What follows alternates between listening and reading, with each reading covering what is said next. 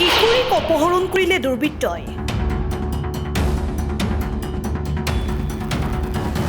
স্কুলৰ পৰা ঘৰলৈ যোৱাৰ পথত অপহৰণ কৰাৰ অভিযোগ পৰিয়ালৰ। বৰপেটা জিলাৰ সৰ্থেবাৰী থানাৰ অন্তৰ্গত বৰকাপলা গাঁৱত সংঘটিত হৈছে এই ঘটনা। বৰকাপলা গাঁৱৰ শ্ৰী শ্ৰী মনোহৰ দেৱ হাইস্কুলৰ ৮ম শ্ৰেণীৰ ছাত্ৰী এগৰাকীক অপহৰণ কৰি নিয়ে অচিনাকি দুৰ্বৃত্তই। ঘটনা সন্দৰ্ভত সৰ্থেবাৰী আৰক্ষী থানাত এজাহাৰ দাখিল কৰে পৰিয়ালৰ লোকে। যিটো সময়ত সমগ্ৰ অসমতে বাল্য বিবাহ সম্পৰ্কে বিভিন্ন পঞ্চায়তৰ মাধ্যমেৰে হওক বা বিভিন্ন দল সংগঠন NGO আদিয়ে সজাগতা সভা আদি পাতি ৰাইজৰ মাজত সজাগতা অনাৰ পিছতো আৰু চৰকাৰৰ ফালৰ পৰা বাল্য বিবাহৰ বিৰুদ্ধে কঠোৰ আইন প্ৰণয়ন কৰাৰ পিছতো একাংশ দুষ্ট চক্ৰই এনেধৰণৰ দুষ্কাৰ্য কৰিয়ে আছে। বিভিন্ন দল সংগঠনৰ লগতে পৰিয়ালৰ লোকেও এনেধৰণৰ দুষ্কৃতিকাৰীক কঠোৰ শাস্তি প্ৰদান কৰাৰ দাবী জনাইছে। তাৰপিছত যোগাযোগ মানে আমি বিশেষ গম নাপাওঁ যোগাযোগ কৰিছে নাকি। যোৱাকালি গধূলিৰ পৰাহে যোগাযোগটো হয়, তাৰমানে ফোন কৰিছে এতিয়া সঠিক কথাটো কোৱা নাই, ক'ত আছে কি কৰি আছে কোৱা নাই আৰু কৈছে খালি মই আছোঁ সেনেকৈ কৈছে। ফোন কৰিছিল, ফোন কৰা বুলি কৈছে, প্ৰথম ফোন কৰা বুলি ক'লে বিয়া গৈছে পৰা ফোন তাৰমানে লগৰ ছোৱালীৰ লগত থকা বুলি ক'লা। কোৱাৰ পিছত মই আৰু ক'লোঁ আৰু আমাৰ ঘৰৰ পৰাই চব বিচাৰি আছে, তই ক'ত আছে ক'। তাই তাৰপিছত ফোনটো খায়ে কাটি দিলাক নাকি গম নাপাওঁ, ঘৰ কটা গৈছে। নেক্সট ফোন কৰিলোঁ, ফোন কৰাতে ল'ৰা এটাই ধৰিছে আৰু ল'ৰাটো মই সুধিলোঁ ছোৱালীটো ক'ত পালা। তাৰপিছত কৈছে মই ৰাস্তা দি আহি থাকোঁতে ছোৱালীটো মোক ফোনটো খুজিছে, খোজাৰ কাৰণে মই দিলোঁ সেনেকৈ ক'লা। মই আৰু নেক্সট আৰু ক'লোঁ বোলে ছোৱালীটো য'তে আছে তাতে থাকক, আমি নেক্সট ঘূৰি ছোৱালীটোৰ ওচৰলৈ থাকক, আমি যাই আছোঁ। কিন্তু মানুহজন ল'ৰাটোৱে কোনো মুহূৰ্তে দ্বাৰা মানি নললাক আৰু গুচি গৈছে। তাৰপিছত আৰু যোগাযোগ কৰিছিলে নেকি সেই নম্বৰটোতে? সেই নম্বৰটো দি ফোন কৰা গৈছিল, তাৰপিছত আৰু কৰা নাই। এতিয়া তাৰমানে এইটো ল'ৰাটো ছোৱালীটো কোনোবা ল'ৰাৰ লগত ভাল পাইছে নে পোৱা নাই সেইটো মই কোনোদিন গমেই নাপাওঁ বা কোনো কণ্টেক্ট কৰা গম পোৱা নাই। ছোৱালীটো এতিয়া স্কুলত যায় ঘৰত থাকে সেইটোহে জানো, কোনো কণ্টেক্ট বা ঘৰৰ পৰা বা মোবাইলত কথা পতা কিবা পতা কোনোদিন এইগিলাখন কৰিয়ে পোৱা নাই কোনোদিন। আচ্ছা, কালি যিটো নম্বৰেদি ফোন কৰিছে সেই নম্বৰটোৰ ওপৰত আপোনাৰ সন্দেহ আছে নেকি? সেই নম্বৰটো কোনোদিন মই দেখিয়ে পোৱা নাই নম্বৰটো। যোৱাকালি আমি আজি ৰাতিপুৱা খবৰ পাইছোঁ, যোৱাকালি তাই স্কুলৰ পৰা ঘৰত আহি সেই স্কুল ড্ৰেছতে এজন ল'ৰাৰ লগত তেওঁ গুচি যায়, কিন্তু ল'ৰাজনে কাৰ লগত গৈছে তেওঁলোকে ঘৰৰ মানুহে নাজানে। ঘৰৰ মানুহক কৈছে মই ফুৰি আহোঁ বুলি কৈছে মাকৰ আগত, যিহেতু তাই একেবাৰে ক্লাছ 8ত পঢ়ে, বয়স মাত্ৰ 14 বছৰ।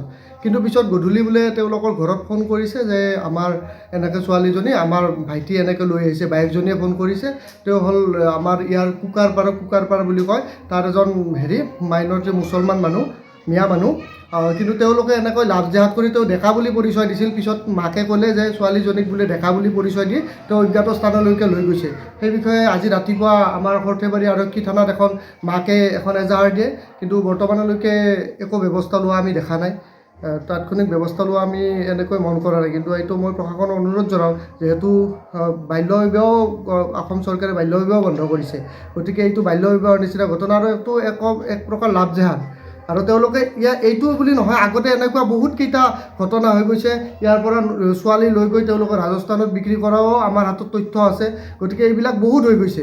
গতিকে এই ক্ষেত্ৰত প্ৰশাসনে উচিত ব্যৱস্থা লোৱাৰ বাবে মই প্ৰশাসনক আহ্বান জনাইছোঁ।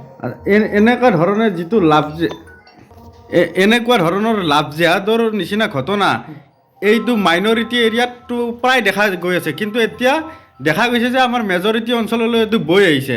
আৰু চবতকৈ আচৰিত কথাটো হ'ল সৰু যিবিলাক ল'ৰা ছোৱালী, সৰু ছোৱালীৰ মাজত এইটো প্ৰৱণতাটো বঢ়াই তুলিছে। সিহঁতে কিবা ব্ৰেইন ৱাছ কৰে নে কিবা এনেকুৱা কিবা আমি সময়ে কৈ আহিছোঁ যে তেওঁলোকে এইটো আমাৰ অসমীয়া খিলঞ্জীয়া মুছলমানৰ এইটো কাম নহয়, তেওঁলোকে অবৈধ বাংলাদেশী মুছলমানৰ এইবিলাক কাম আচলতে যদি চাব যায় তেওঁলোকে ইয়াৰে স্থায়ী বাসিন্দা কোনো পধ্যে নহয়। তেওঁলোকে হয়তো কোনোবা বাংলাদেশৰ টাটাৰৰ বেৰ পাৰ হৈ আহিছে, আহি চৰত বাস কৰিছে কেইদিনমান, তাৰপিছত ইয়াতে আহিছে, আহি আমাৰ এই অঞ্চলৰ ল'ৰা ছোৱালীবিলাকক বিশেষকৈ সৰু ছোৱালীবিলাক তেওঁলোকে টাৰ্গেট কৰি লৈছে। কম বয়সীয়া ছোৱালীবিলাক টাৰ্গেট কৰি লৈছে। তেওঁলোকে বিভিন্ন প্ৰলোভন দিয়ে, ভাল দামী বাইক লৈ আহে, নিজৰ নহ'লেও বেলেগৰ বাইক আনি এখন যে হিন্দু ল'ৰাৰ পৰিচয় দি তেওঁলোকে এই ঘটনা কৰি আৰু তেওঁলোকে টাৰ্গেট কৰি লয় যিবিলাক গৰীব ঘৰৰ একেবাৰে দুৰ্বল শ্ৰেণীৰ লোক, দুৰ্বল শ্ৰেণীৰ যিবিলাকৰ কিছুমানে হয়তো দেউতাকো নাথাকে, দেউতাক মাকো নাথাকে, তেওঁলোকে এই ছোৱালীজনে যোৱাকালি যিজনী আমাৰ জেউতি দাস বুলি ছোৱালীজনী আমাৰ হেৰি হ'ল, তেওঁলোকে অপহৰণ কৰি লৈ গৈছে, সেই ছোৱালীজনীৰো দেউতাক আজি 7-8 বছৰ আগতে ঢুকাই গৈছে।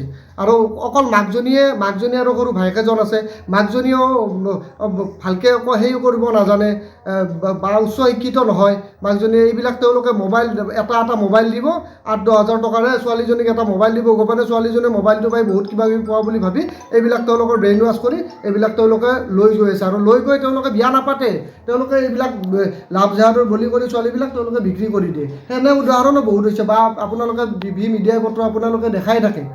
গতিকে এই ক্ষেত্ৰততো মই অভিভাৱকসকলকো সজাগ হ'বলৈ আহ্বান জনালোঁ, কাৰণ এনেকুৱা বহুত কেছ আমাৰ হাতত আহিছে আৰু বহুত ইতিমধ্যে প্ৰশাসনেও ব্যৱস্থা লৈছে, নোলোৱা বুলি নকওঁ। তাৰ মাজতো যেন ক'ৰবাত কেৰুণ আছে, তেওঁলোকে কিবা কিবি পদ্ধতিৰে সাৰি যায় আৰু আকৌ তেওঁলোকে এই পদ্ধতিৰ ব্যৱস্থা লয়। প্ৰশাসনক কি ক'ব? আমি প্ৰশাসনক কৈছোঁ যে তেওঁলোকে ইয়াৰ ক্ষেত্ৰত উচিত ব্যৱস্থা ল'ব লাগে। তেওঁলোকক অতি শীঘ্ৰে, যোৱাকালিৰ ঘটনাটো অতি শীঘ্ৰে তেওঁলোকক এৰেষ্ট কৰি যাৱজ্জীৱন কাৰাদণ্ড দিব লাগে আচলতে। কাৰণ কিয়, তেওঁলোকে জেলৰ পৰা 2-3 মাহ জেল খাটি ওলাই আহি পেলাই আৰু সেই একে কামে কৰে, গতিকে এই ক্ষেত্ৰত প্ৰশাসনে মানে আইনখন কঠোৰ হ'ব লাগিব। আচলতে আইনখন কঠোৰ হ'লে এই ক্ষেত্ৰত তেওঁলোকে সাৰি যাব নোৱাৰিব। চেঙাৰ পৰা ৰফিকুল হুছেইনৰ ৰিপোৰ্ট, অসম টাইম। ৰাইজৰ কণ্ঠ অসম টাইম।